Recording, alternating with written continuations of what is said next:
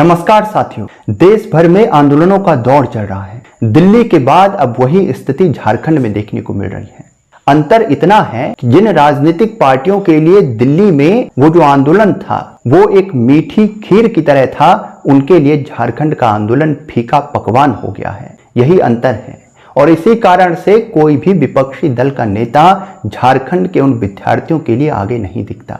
लेकिन भारतीय जनता पार्टी के लिए ये शानदार अवसर है। दिल्ली में पार्टी जितनी पीछे आ गई थी, जितना दिल्ली में पार्टी को नुकसान हुआ वो छवि को लेकर छात्र हित के मुद्दे पर, उतना झारखंड के आंदोलन में उन्हें एक बार फिर से हील करना है। उन्हें उस तमाम बातों को झारखंड के आंदोलन के माध्यम से संतुलन में लाना है और यही प्रयास हो रहा है। विपक्षी नेताओं को क्या लगा कि देश भर में जहां वे शासन कर रहे हैं वहां किसी प्रकार की समस्या नहीं होगी, और समस्या होगी तो वहां पर भारतीय जनता पार्टी और उसके तमाम नेता क्या करेंगे?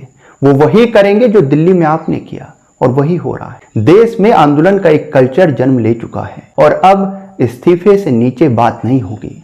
यही तो हो रहा है। अब इस्तीफे से नीचे कहीं बात नहीं होगी और किसी भी सरकार के लिए यह आसान नहीं होगा सत्ता में इस प्रकार से बने रहना, क्योंकि विपक्ष अगर चाहे साथियों, तो विपक्ष चाहे अगर तो संसद एक भी दिन न चले। इस देश को जितना सत्ता पक्ष चला रहा है उतना ही विपक्ष भी चला रहा है। इस सामंजस्य की बात है। एक दूसरे को समझकर आगे चलना होता है। बहुमत इस देश में जिसका होता है वो सरकार में आता है, किंतु विपक्ष के हाथ में भी बहुत बड़े देश का एक भार होता है। लेकिन इस सब में यह स्पष्ट हो जाता है कि देश भर में जो इस समय पर हो रहा है, एक जगह तो सत्ता पक्ष के लिए, भारतीय जनता पार्टी के लिए मुश्किलें थी, वो चक्रव्यूह था, और अब झारखंड का आंदोलन चक्रव्यूह बन चुका है उन तमाम विपक्षी दलों के लिए। तो यहीं से स्थितियां अब उनके लिए भी वहीं आकर खड़ी हो गई हैं जहां भारतीय जनता पार्टी के लिए थी। काउंटर का अवसर मिल गया। जब दिल्ली में इस्तीफे की बात हो रही थी उस समय पर सारे विपक्ष के नेता उभरकर सामने आ गए। अरविंद केजरीवाल भी सामने थे, चंद्रशेखर आजाद जी थे और मनीष सिसोदिया जी थे, राहुल गांधी जी थे। जितने विपक्ष के नेता थे सबने बढ़ चढ़कर कहा कि सत्ता पक्ष को, बीजेपी को, केंद्रीय शिक्षा मंत्री को तत्काल रूप से इस्तीफा देना चाहिए। अब झारखंड में इस्तीफा दीजिए, वही सवाल तो हो रहा है। छात्रों की मांग भी वही है और वहां पर जो विपक्षी दल हैं वो भी लीड करेंगे, छात्रों के इस आंदोलन को और अधिक मजबूत करेंगे। अब आप क्या करेंगे? क्या आप इस्तीफा देने के लिए तैयार हैं? क्या आप देश में अब इस कल्चर को बढ़ाना चाहते हैं कि जवाबदेही के नाम पर तत्काल रूप से जो नेता हैं, जो मंत्री हैं, वो इस्तीफा दे दें? क्या कांग्रेस और विपक्षी दल इसके लिए तैयार हैं?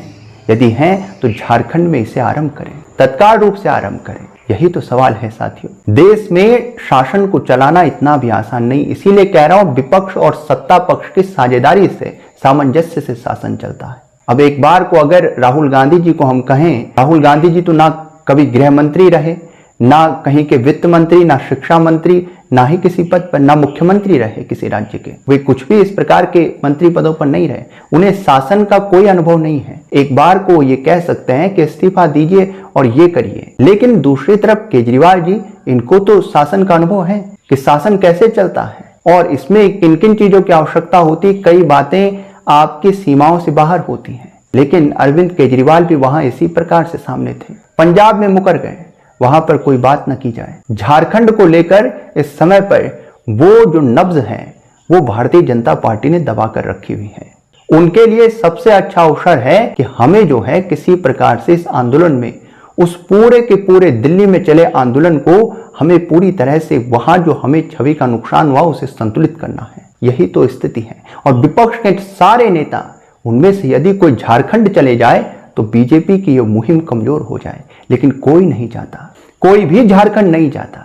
और क्यों नहीं जाता? उन्हें मालूम है कि यह उनकी राजनीति के लिए अच्छा नहीं। लेकिन फिर छात्र हित का सवाल है, वही छात्र हित यहाँ क्यों फीका पड़ गया? आपका वह चेहरा कहां चला गया? राहुल गांधी जी पूरे देश में छात्रों की गूंज नाम से कार्यक्रम कर रहे हैं, और जहां झारखंड में छात्र अपनी समस्याओं को लेकर सड़कों पर उतरा है और वहां उसकी आवाज गूंज रही है, वो गूंज राहुल गांधी जी नहीं सुनते। जब ऐसा होता है तो पूरे देश को हताशा हाथ आती है, देश निराश होता है कि दिल्ली में जिन छात्रों के लिए सशक्त आवाज उठा रहे थे राहुल गांधी जी, झारखंड में वो पीछे हो गए। झारखंड के छात्रों को लेकर उनका छात्र हित की जो नीति थी, वो जो सेवा थी, वो पूरी तरह से फीकी पड़ गई। इससे देश निराश होता है। युवा भविष्य और आने वाली पीढ़ियां निराश होती हैं। साथियों, इस देश में आपको याद होगा जब रेवड़ी कल्चर शुरू हुआ, अरविंद केजरीवाल जी के हाथ ये मेडल रहा कि किस तरह से लोगों को फ्री में बहुत सारी चीजें उपलब्ध कराई जाए। दिल्ली में उन्होंने यह आरंभ किया, फ्री की बस सेवा,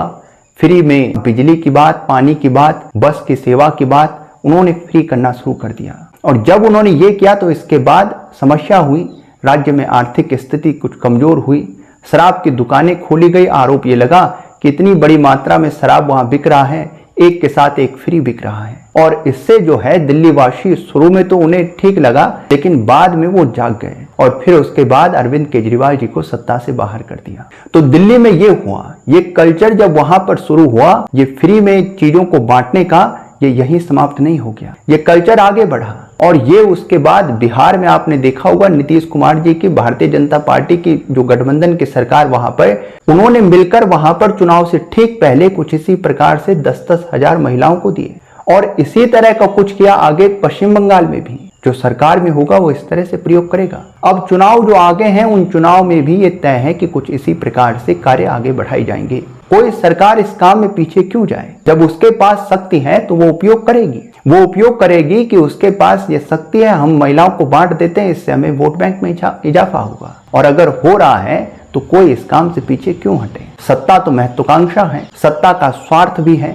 अगर आपके पास शक्ति है तो आप पूरी लगाएंगे, और इसके लिए किया जाता है। तो यही वो जो कल्चर था, जो रेवड़ी कल्चर जिसे कहा गया, फ्री में तमाम चीजों को उपलब्ध कराना, वो वहां से शुरू होकर पूरे देश में अब आगे बढ़ने लगा और बड़ी बड़ी ऊंचाई को छू रहा है वो, और अधिक ऊंचाई को अभी छुएगा। तो ये हुआ वहां से शुरू। और यदि आप देखें तो आंदोलन का जो दौर है ये अब शुरू हो चुका है दिल्ली से। छात्रों को लेकर, किसी भी समस्या को लेकर बड़े आंदोलन शुरू होना। यहां पर केवल दिल्ली में भारतीय जनता पार्टी की सरकार है, 3 बार से सरकार है। दिल्ली के आंदोलन में तो कई ऐसे लोग भी थे जो इतने फ्रस्ट्रेटेड हैं राजनीति को लेकर, भारतीय जनता पार्टी की 3 बार सरकार आ जाने को लेकर, राजनीतिक कुंठा से ग्रसित भी हम उन्हें कहेंगे। उन लोगों को अब ये हो गया है कि जो हो जाए हो जाए, हमें कोई मतलब नहीं, किसी तरह से हमको जो है सत्ता पर पहुंचना है। और वो जो लोग हैं वो लीड करते हैं इस तरह के आंदोलनों को, वो सबसे आगे होते हैं। यही झारखंड में हो रहा है। अब भारतीय जनता पार्टी के लिए ये समय है, उनके लोग वहां लीड कर रहे हैं, तो आप क्या कहेंगे? आप उन्हें भी तो छात्र ही कहेंगे। जब दिल्ली में पुलिस ने लाठीचार्ज किया संसद भवन के ठीक पहले, क्या झारखंड में लाठीचार्ज नहीं हुआ? वहां पर भी हुआ। अगर आप संसद की तरफ बढ़ेंगे, विधानसभा की तरफ बढ़ेंगे, तो प्रशासन क्या करेगा? चाहे वो झारखंड का प्रशासन हो, उत्तर प्रदेश का प्रशासन हो, दिल्ली में प्रशासन हो, वो कोई भी शासन हो, वो यही उपयोग करेगा। उसे भारत की सार्वजनिक संपत्ति की रक्षा करनी है और वो इसके लिए किसी भी तरह से आगे आएगा। यही तो किया जा रहा है। तो ये भी वहां पर भी हुआ, दिल्ली में भी हुआ, झारखंड में भी हुआ। और जो जो आंदोलन जहां होंगे, अब धीरे धीरे ये कल्चर भी आप यूं समझिए आगे बढ़ रहा है। और एक एक बात पर ध्यान दिया जाएगा। लाठीचार्ज हुई, इस बात पर भी ध्यान किया जाएगा, छात्र थे, इस बात पर भी ध्यान किया जाएगा कि विधानसभा कूच किया, सरकार ने इस बात को नहीं माना। जब तक सरकार इस्तीफा नहीं दे देती है तब तक कोई शांत नहीं बैठेगा। अब इसी के लिए आंदोलन होंगे और ये आंदोलन चलते रहेंगे। उसके अलावा जब तक हमारी सारी मांगों को नहीं मान लिया जाता तब तक आंदोलन चलते रहेंगे। 5 साल में साथियों इस देश में चुनाव होते हैं। जब कोई सरकार आती है तो वो जनता के सभी मुद्दों को और उसकी सभी समस्याओं को एक साथ हल नहीं कर सकती, ना तो उनकी सभी मांगों को मान सकती है, उसकी भी अपनी कुछ सीमाएं हैं। लेकिन इस सब के बावजूद जब ऐसा होने लग जाए कि जनता हावी होने लग जाए, विपक्ष कम से कम जमीन पर आंदोलनों में हावी होने लग जाए, तो क्या होगा? यदि विपक्ष मजबूती से किसी एक आंदोलन को पूरी तरह से हाईजैक करके उसे आगे बढ़ाने लग जाए तो क्या होगा? झारखंड में भी तो यही हो रहा है। और दिल्ली में क्या हुआ था? दिल्ली में जब आखिरी तौर से राहुल गांधी जी भी सड़कों पर उतर गए और फिर कांग्रेस के लोग भी साथ में उतरने लगे, इससे क्या होगा? इसके बाद भारतीय जनता पार्टी को लगा कि ये तो बड़ी समस्या हो जाएगी, देश में विद्रोह जैसी स्थिति हो सकती है, जगह जगह पर जहां जहां उनकी सरकारें हैं वहां स्थितियां खराब हो सकती हैं। जब उन्हें ये लगा तो उन्होंने इसके बाद इस काम को आगे बढ़ाया। उन्होंने भी अपने कार्यकर्ताओं को रैली निकालकर सड़कों पर निकाल दिया। और ये क्या था? ये वही रणनीति थी कि किसी तरह से विपक्ष का जो मोरल है उसे हाई नहीं होने देना है। अगर विपक्ष के लोग लगातार सड़कों पर आते रहे और उन्हें यह महसूस होने लगा कि सत्ता पक्ष का समर्थक तो कोई है ही नहीं, तो इससे तो समस्या हो सकती है, विद्रोह हो सकता है, और जो बात होती है नेपाल जैसी स्थिति बना देंगे वो सच हो सकता है। तो सरकार ने जब ये देखा तो उन्होंने भी अपने लोगों को उतार दिया सड़कों पर, वो भी नारे लगाने लगे राहुल गांधी जी के खिलाफ और तमाम मुद्दे गिनाने लगे। और इससे क्या हुआ? इससे यही होता है कि सरकार अपना दबदबा दिखाने की कोशिश करती है कि हमारी सरकार है जो बहुमत के साथ है, हम 5 साल के लिए चुनकर आए हैं, जो बहुमत पर आए हैं। सरकार जनता चुनती है, 5 साल में आपको सरकार को बदलने के लिए अवसर मिलता है और उसमें आप पूरी ताकत लगाते हैं। यही होता है साथी। तो दिल्ली में जो आंदोलन था, ये उन फ्रस्ट्रेटेड लोगों का भी बड़े स्तर पर आंदोलन था, जो लोग पहले से ही भारतीय जनता पार्टी के 3 बार राजनीतिक रूप से चुनावी जीत जो है उनकी, उससे बेहद फ्रस्ट्रेटेड हैं। अब उन्हें इस बात से मतलब नहीं है कि कोई आंदोलन देश में क्या करता है और क्या नहीं, जो हो जाए देखा जाएगा। कुछ उस प्रकार की स्थिति में वो लोग हैं। तो यहीं से वो बात शुरू हुई। यहां पर झारखंड के आंदोलन के चलते भारतीय जनता पार्टी के लिए ये वो जगह है जहां पर वो वहां जो छवि का नुकसान हुआ दिल्ली में छात्र हित को लेकर, उसको एक बार फिर से गेन करे या संतुलित उसे कर सके, और वो पूरा प्रयास करेंगे। राजनीति के बिना कोई आंदोलन नहीं चलता साथियों। राजनीति हमेशा आंदोलन में रहती है। ऐसा कोई आंदोलन नहीं जहां राजनीति किसी प्रकार से ना हो। बिना राजनीति के वे नहीं चलते। चाहे आप दिल्ली के सीजेपी के आंदोलन की बात करें, वहां तो स्वयं सारे नेता उतर कर आए, उन्होंने आंदोलन में भूमिका निभाई, उन्होंने तमाम बातें कही आंदोलन में, अपने पार्टी के पक्ष रखे, जो विचार उनकी पार्टी के थे वो रखे, और इस आधार पर आप समझ सकते हैं कि उनके लोग वहां उपस्थित थे। वो उस आंदोलन को लीड भी कर रहे थे। और दिल्ली के सीजेपी के आंदोलन को आप एक प्रकार से पॉलिटिकल आंदोलन कह सकते हैं। दिल्ली में जो एक आंदोलन पहले का सबसे बड़ा हुआ वो अन्ना हजारे जी का आंदोलन। अन्ना हजारे जी के आंदोलन को आप एक प्रकार से पॉलिटिकल एम्बिशंस के लिए आप उस आंदोलन को कह सकते हैं।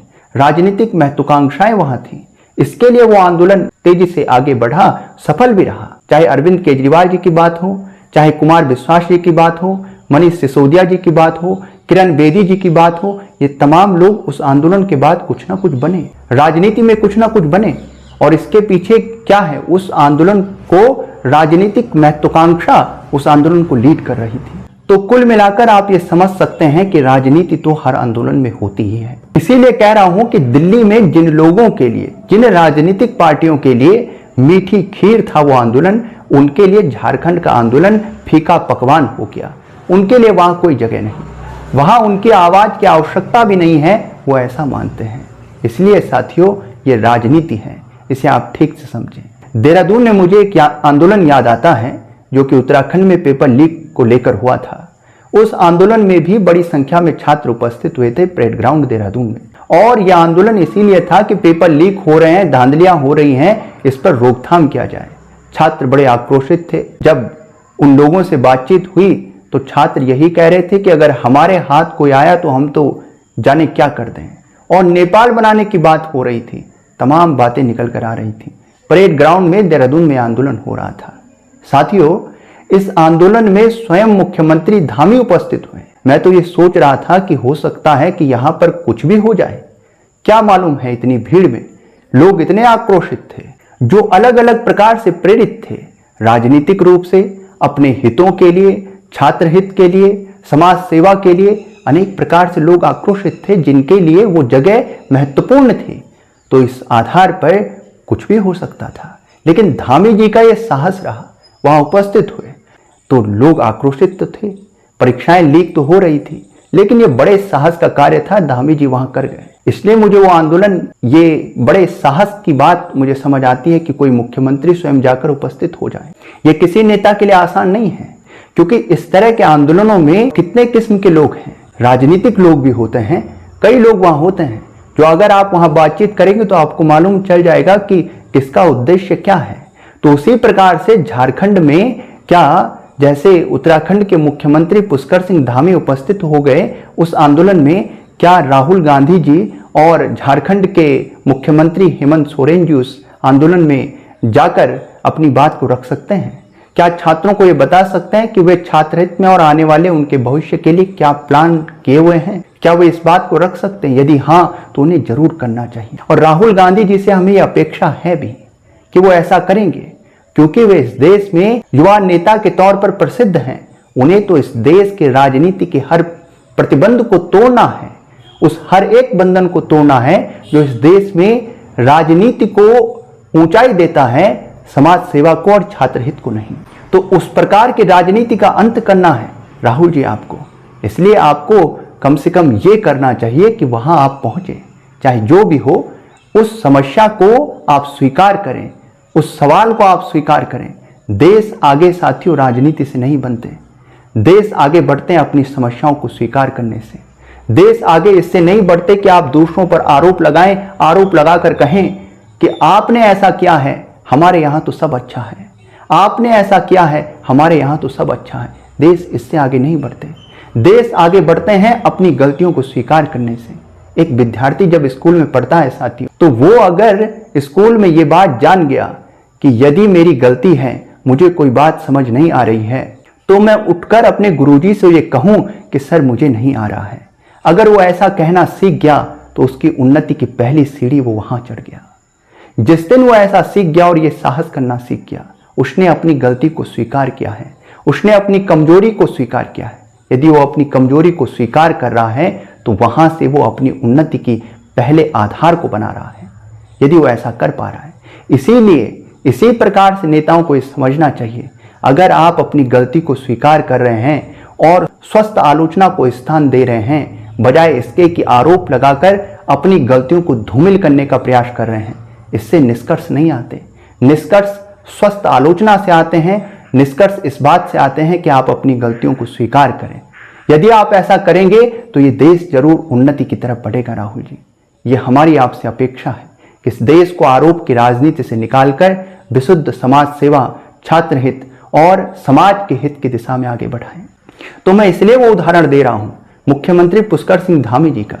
मैं उदाहरण इसलिए दे रहा हूं कि एक साहस का कार्य था। मुझे लग रहा था कि जाने क्या छात्र कर दें इस समय पर, क्योंकि राजनीति है ही ऐसी बात, उसमें महत्वाकांक्षाएं, कुंठा, ये सब चीजें इस प्रकार से इंसान को प्रेरित कर रही होती हैं कि आप कहें तो क्या हो जाए और क्या नहीं हो जाए, ये आप इसका अनुमान नहीं लगा सकते। यदि ऐसा इस देश के नेता करें तो यह अच्छा है। मैं समझता हूं यह अपनी गलती को स्वीकार करने जैसी बात है। समाज हित, राष्ट्र के हित और छात्रों के हित, व्यक्ति के हित को आगे बढ़ाने वाली बात है।